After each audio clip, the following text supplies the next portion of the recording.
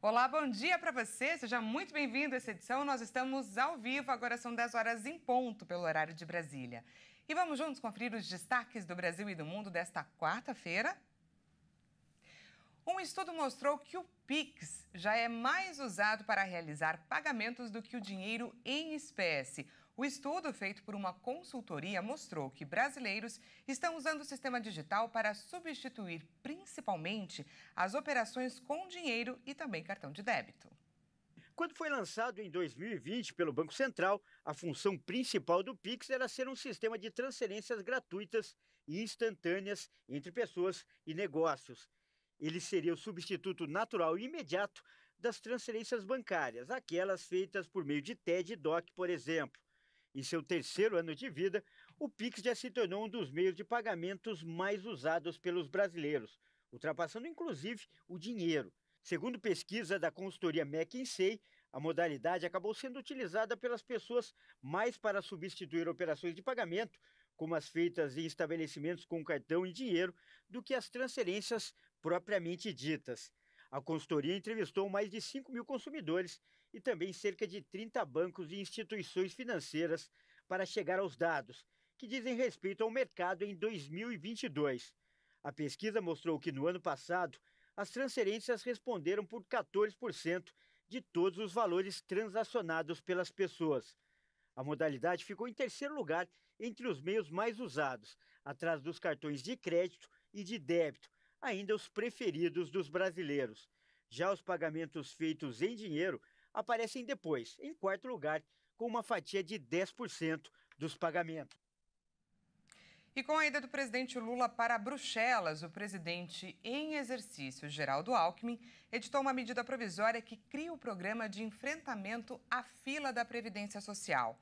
O ato, publicado em edição extra do Diário Oficial da União, dá bônus de produtividade para a redução da espera no INSS. Atualmente, 1.700.000 brasileiros aguardam perícias médicas do INSS. Por conta desse atraso, a medida provisória editada pelo governo tem como novidade o pagamento de um bônus de produtividade a servidores e médicos peritos que vão atuar na redução da fila de espera.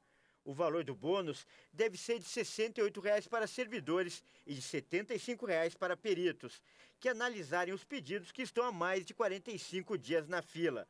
Há 2 semanas, o governo federal trocou o comando do INSS. O procurador-geral Alessandro Antônio Stefanuto foi nomeado para a presidência do órgão. Ele substitui Glauco André Van Burg, que é suspeito de gastos excessivos com passagens e diárias em viagens, na suposta farra das passagens.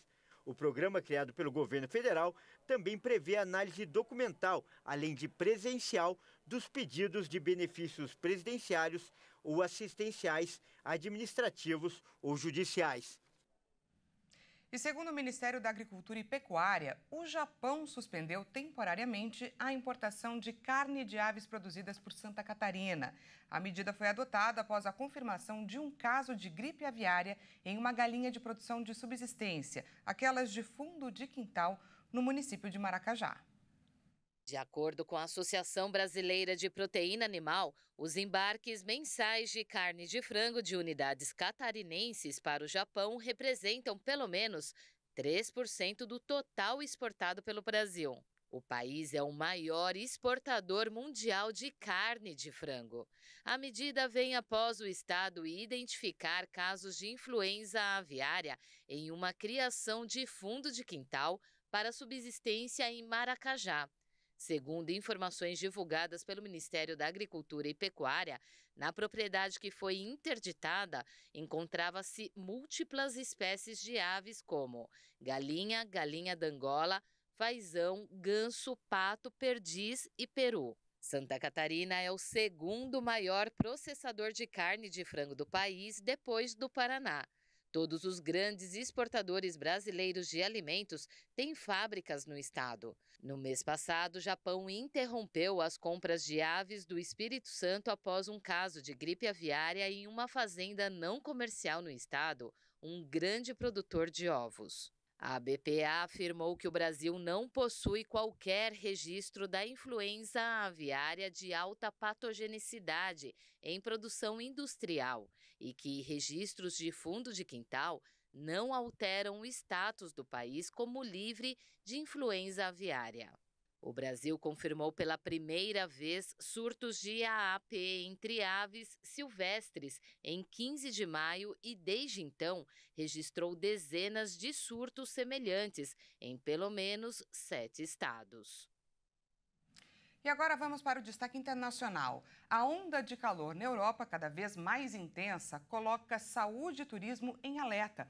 O continente, que tem sofrido nesta semana com as altas temperaturas, possui ritmo de aquecimento mais acelerado do mundo. Vamos ver. A Itália, assim como boa parte do sudeste da Europa, enfrenta nesta semana seus dias mais quentes do ano, em meio a uma onda de calor que deixa em alerta os serviços de saúde e parece confirmar os efeitos da emergência climática, intensificada pela ação do homem. Depois dos termômetros atingirem 46,3 graus em Licata, na ilha da Sicília, a previsão é que as temperaturas subam ainda mais na região e em outras localidades. Segundo o Ministério da Saúde, 23 das 27 maiores cidades do país, 3 a mais do que no dia anterior, vão começar a quarta-feira em alerta vermelho, o mais grave. A capital Roma, tomada nas últimas semanas por uma avalanche de turistas, foi atingida por 41,8 graus. A Proteção Civil organizou quase 30 pontos de atendimento móvel, incluindo as proximidades de atrações turísticas, como o Coliseu, para receber pessoas com mal-estar. O fenômeno atinge a Espanha, onde a temperatura chegou a 45,3 graus em Figueres, na Catalunha. Cidades do interior e das Ilhas Baleares continuam em estado de alerta. Partes dos Balcãs, incluindo a Grécia, do norte da África e da Turquia, são outras áreas afetadas, segundo a Organização Meteorológica Mundial. As condições na Europa devem se manter assim, pelo menos até o fim da semana. Em Atenas, atrações turísticas como a Acrópole precisaram ser fechadas em horários de pico de calor ao longo dos últimos dias. E incêndios nas imediações da capital destruíram casas e forçaram a saída de moradores da região. O atual recorde de temperatura para a Europa continental foi registrado em agosto de 2021, quando a Sicília marcou 48,8 graus. A Organização Mundial Meteorológica, um braço da ONU para o Clima, acredita que essa marca pode ser superada ainda nesta semana. Essa edição fica por aqui. Muito obrigada pela sua companhia. Como a notícia não para na HIT, daqui a pouco, Kleber Werneck chega com mais informações para você às 11 horas. Não perca, até mais.